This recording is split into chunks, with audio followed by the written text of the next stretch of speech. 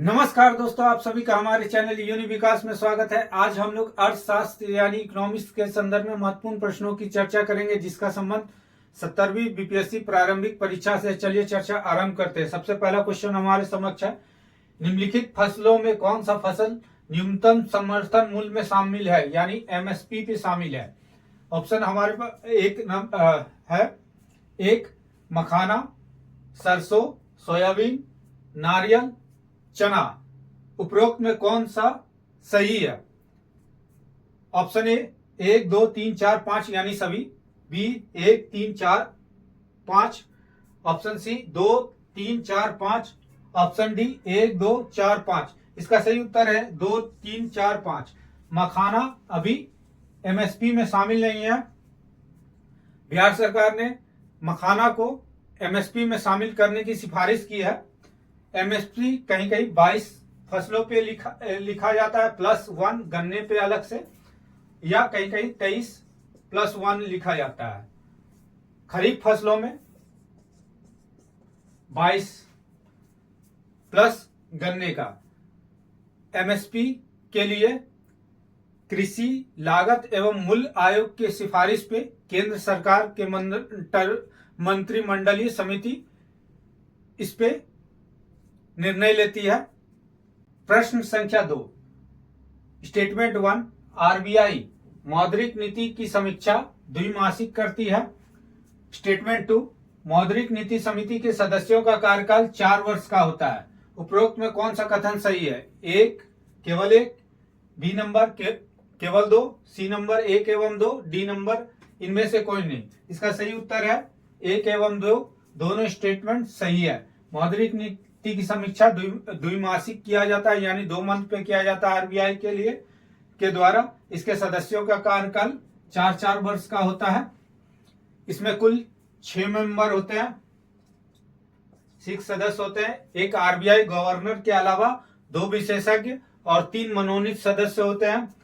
अभी हाल ही में 3 सदस्यों की नियुक्ति की गई है। इनमें है राम सिंह, नागेश कुमार और सौगत भट्टाचार्य को इसका सदस्य बनाया गया। प्रश्न संख्या 3, न्यूनतम समर्थन मूल्य के लिए उपज की उत्पादन लागत के आकलन में निम्न में से शामिल है। 1 बैल श्रम मशीन, 2 उर्वरक, 3 भूमि पट्टा के लिए दिया गया किराया, 4 पारिवारिक श्रम का आकलित मूल्य। उपरोक्त में कौन सा सही है? 1, 2, 3, 2, 3, 4, सी 1, 3, 4, डी 1, 2, 3, 4। इसका सही उत्तर होगा 1, 2, 3, 4। क्वेश्चन करने का मतलब है क्या? जब कोई फसल का उत्पादन होता है और उस पर एमएसपी जारी किया जाता है, यानी न्यूनतम समर्थन मूल्य जारी करने से पहले किन किन चीजों को शामिल किया जाता है फसल के उपज की लागत के कीमत को निर्धारण के लिए। जैसे चावल है तो चावल में के उत्पादन के लिए उत्पादन हो चुका है, यानी चावल की फसल तैयार हो चुकी है, तो उसमें लगे उत्पादन के दौरान कौन कौन से चीजें उसमें शामिल थी। उसमें परिवार के श्रम, जो परिवार लोगों ने श्रम किया, उसमें मेहनत किया, ये शामिल है। पंप सेट शामिल है, उर्वरक शामिल है, बैल श्रम शामिल है। इन सब को आकलित करते हुए एमएसपी जारी किया जाता है। 2018 से 18-19 के बजट से एमएसपी जो है कुल लागत का 1.5 गुना जारी किया जाता है। ये स्वामीनाथन कमेटी की सिफारिश के आधार पर ऐसा किया जाता है। प्रश्न संख्या 4, स्टेटमेंट 1, हिंदुस्तान एरोनॉटिकल लिमिटेड यानी HAL महारत्न प्राप्त करने वाली 13वीं कंपनी है। स्टेटमेंट 2, महारत्न का दर्जा प्राप्त कंपनी 5,000 करोड़ रुपए तक का निवेश बिना सरकार के मंजूरी से कर सकेगी। उपरोक्त में कौन सा कथन सही है? केवल 2, केवल 1, कोई नहीं, इनमें कोई नहीं, 1 एवं 2। इसका सही उत्तर होगा केवल 2।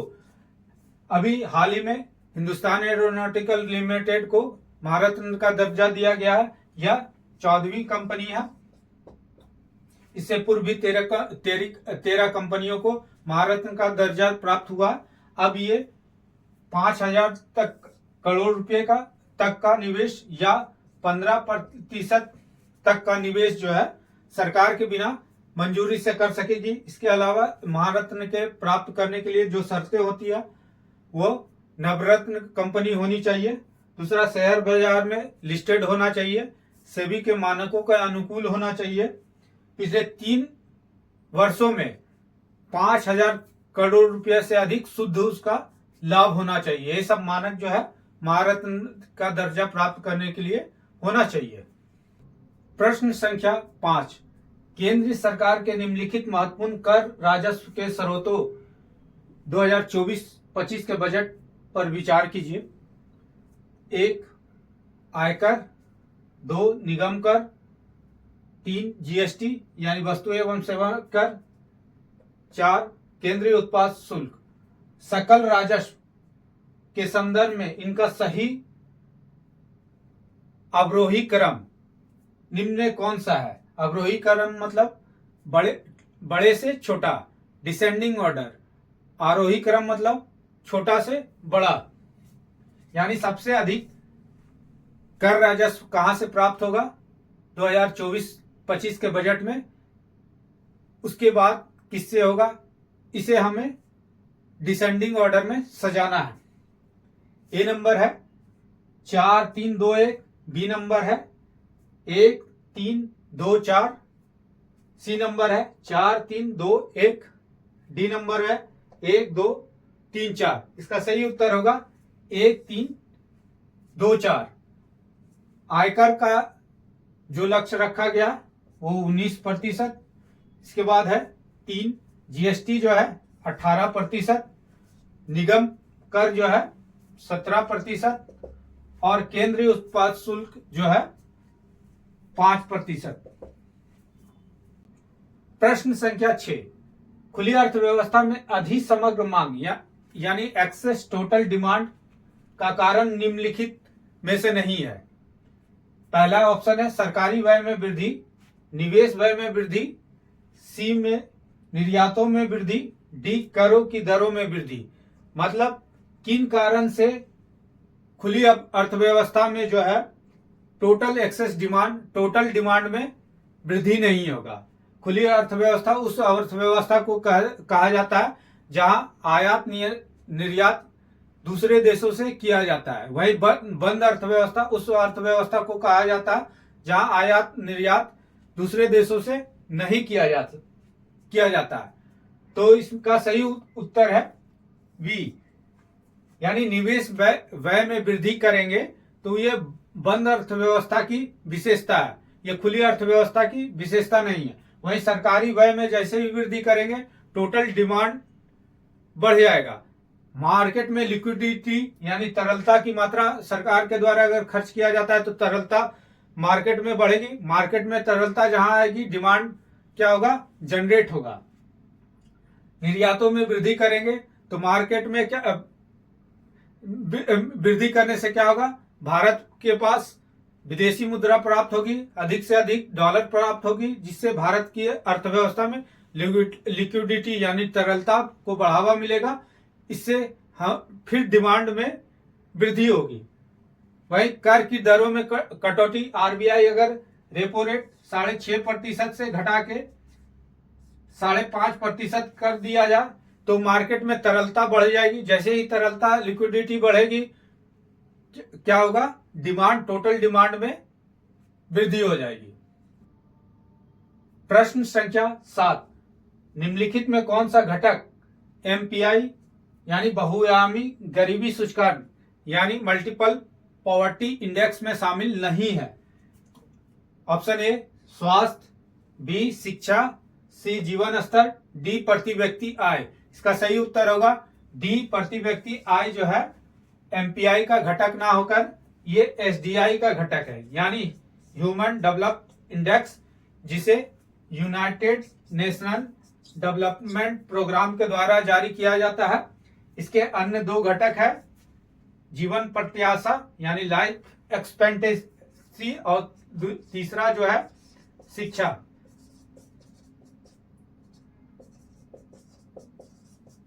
अभी भारत का जो रैंकिंग है एसडीआई में 134वां है 193 देशों में।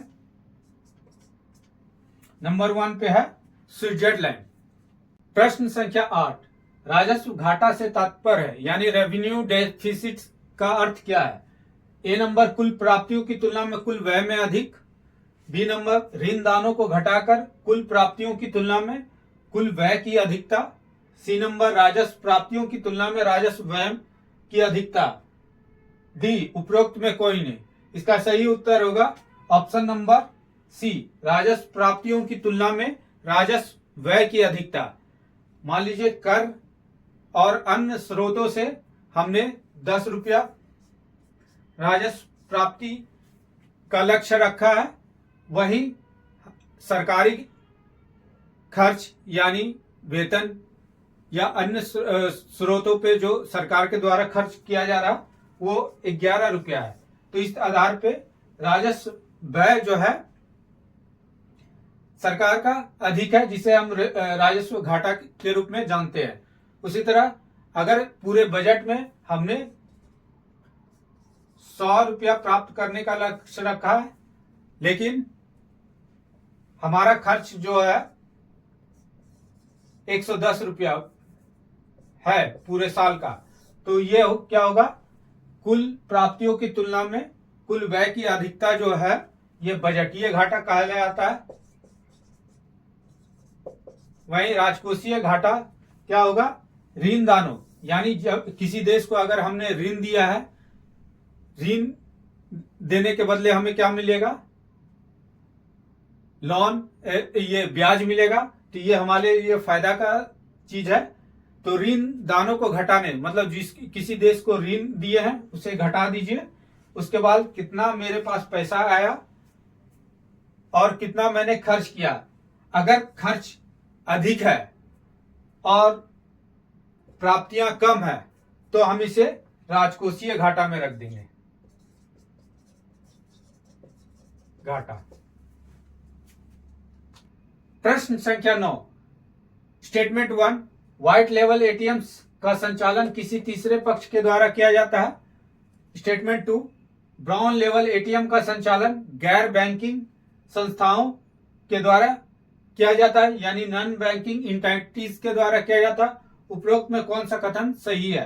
केवल एक, केवल दो, एक एवं दो, इनमें से कोई नहीं। इसका सही उत्तर होगा ऑप्शन नंबर डी, इनमें से कोई सही नहीं है, जस्ट अपोजिट होगा। ब्राउन लेवल एटीएम का संचालन जो होता है किसी तीसरे पक्ष के द्वारा, तीसरे पक्ष के द्वारा। वहीं व्हाइट लेवल एटीएम का संचालन जो होता है गैर बैंकिंग के द्वारा।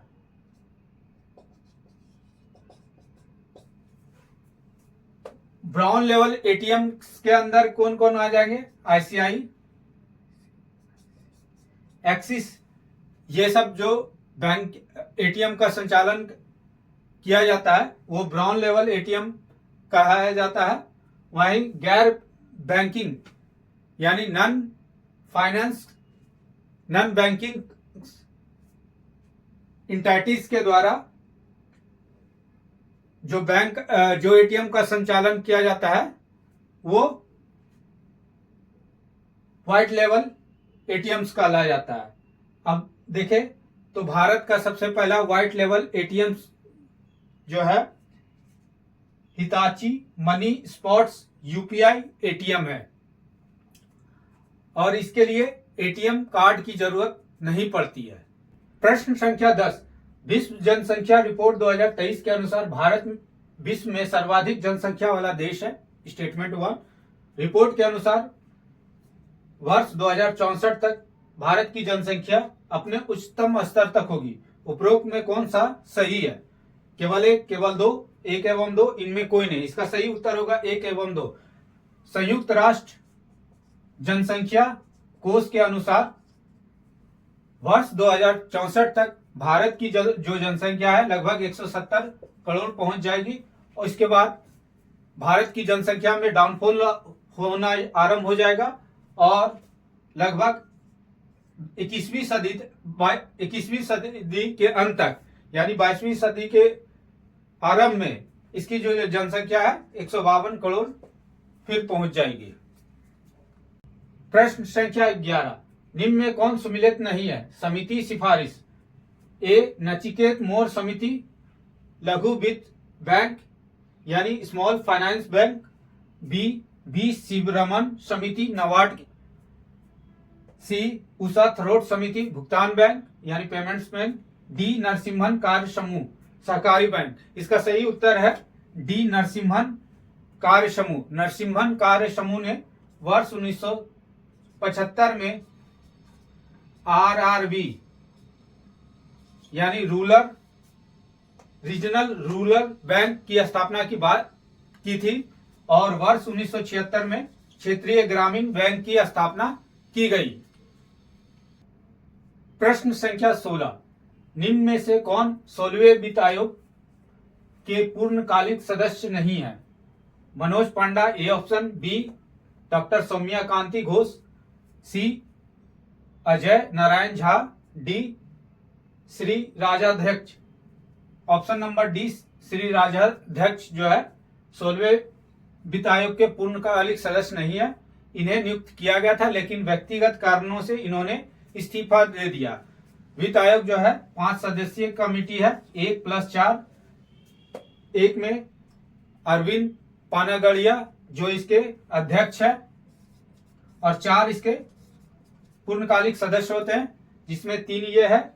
चौथा जो है एनी मैथ्यू जॉर्ज चौथे सदस्य के रूप में है। वित्त आयोग का गठन जो है आर्टिकल 280 के तहत किया जाता है। 280(1) के तहत 5 सदस्यीय कमेटी की चर्चा की गई है। प्रश्न संख्या 13, स्टेटमेंट 1, गिनी गुणांक निर्धनता के निरपेक्ष गरीबी का मापक है। दूसरा, प्रति व्यक्ति उपभोग व्यय निर्धनता के सापेक्ष गरीबी का मापक है। उपरोक्त में कौन सा कथन सही है? केवल 1, केवल 2, इनमें कोई नहीं, 1 एवं 2। इसका सही उत्तर होगा इनमें कोई नहीं। गिनी गुणांक जो है निर्धनता के निरपेक्ष ना होके सापेक्ष, वहीं प्रति व्यक्ति व्यय निर्धनता के सापेक्ष ना होकर निरपेक्ष व्यय का मापक है। गिनी गुणांक जो है समाज में व्याप्त आय एवं संपत्ति के असमान वितरण को दर्शाता है। आय एवं संपत्ति के असमान वितरण को दर्शाने का ये काम करता है। प्रश्न संख्या 14, एकीकृत पेंशन योजना यानी यूनिफाइड पेंशन योजना UPS के संदर्भ में विचार कीजिए। स्टेटमेंट 1, कर्मचारियों के न्यूनतम 25 वर्षों की सेवा देने पर सेवानिवृत्ति से पहले के अंतिम 12 महीनों के औसत मूल वेतन का 50% राशि पेंशन के रूप में दिया जाएगा। स्टेटमेंट 2, UPS को मंजूरी देने वाला प्रथम राज्य महाराष्ट्र है। उपरोक्त में कौन सा कथन सही है? ऑप्शन ए 1 एवं 2, ऑप्शन बी केवल 1, ऑप्शन सी केवल 2, ऑप्शन डी इनमें कोई नहीं। इसका सही उत्तर होगा 1 एवं 2।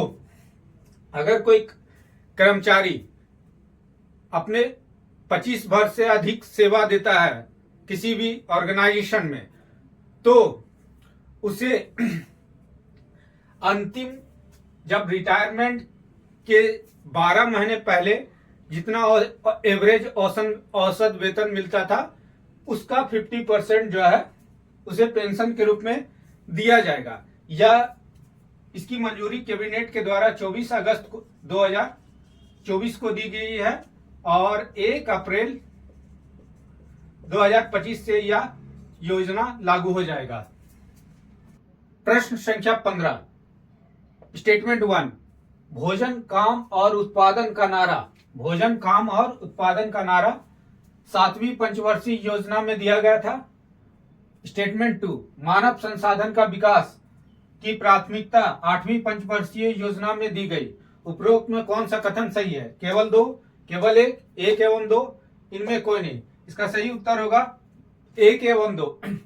7वीं पंचवर्षीय योजना का कालखंड 1985 से लेकर 90 के बीच था वहीं 8वीं पंचवर्षीय योजना का काल 1992 से लेके 1997 के बीच था।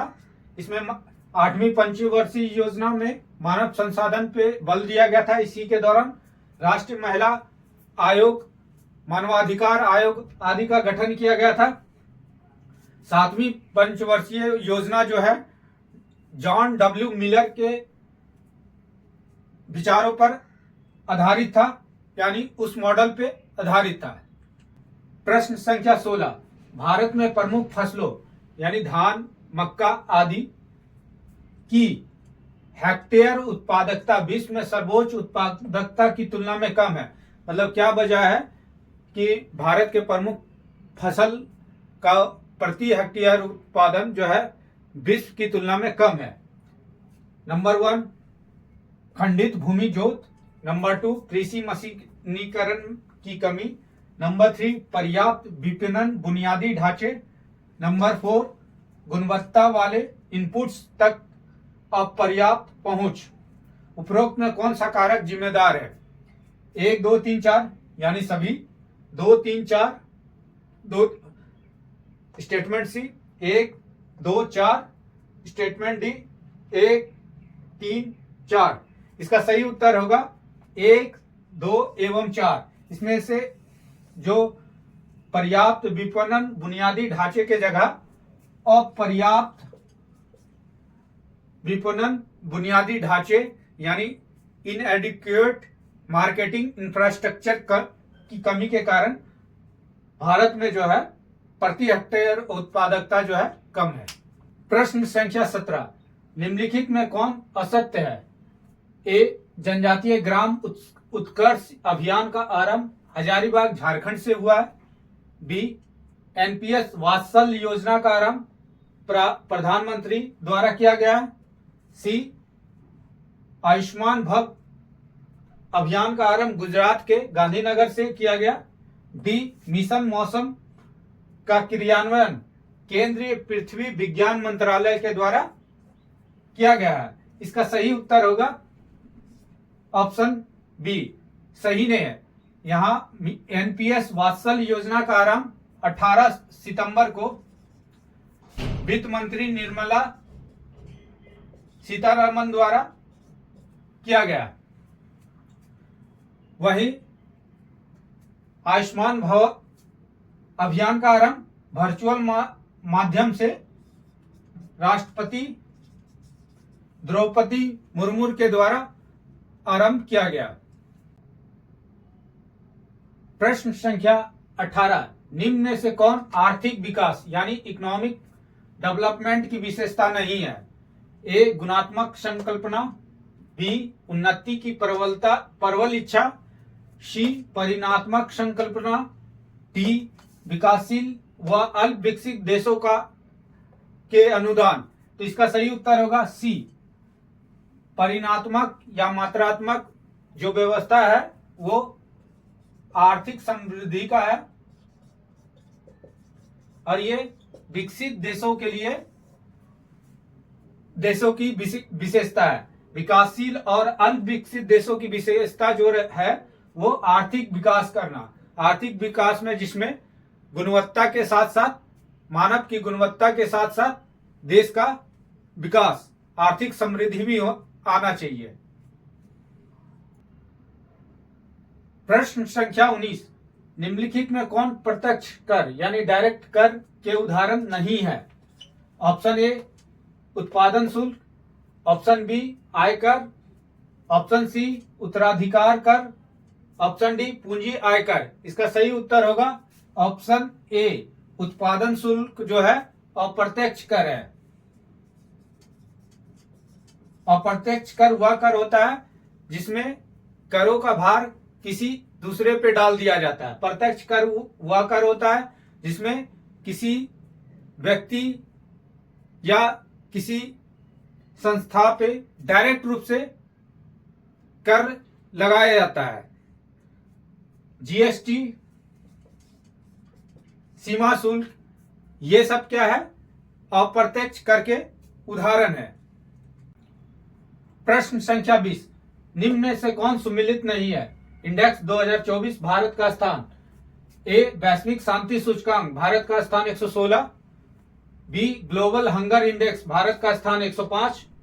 सी मानव विकास सूचकांक भारत का स्थान 134। डी वैश्विक खुशहाली सूचकांक भारत का स्थान 129।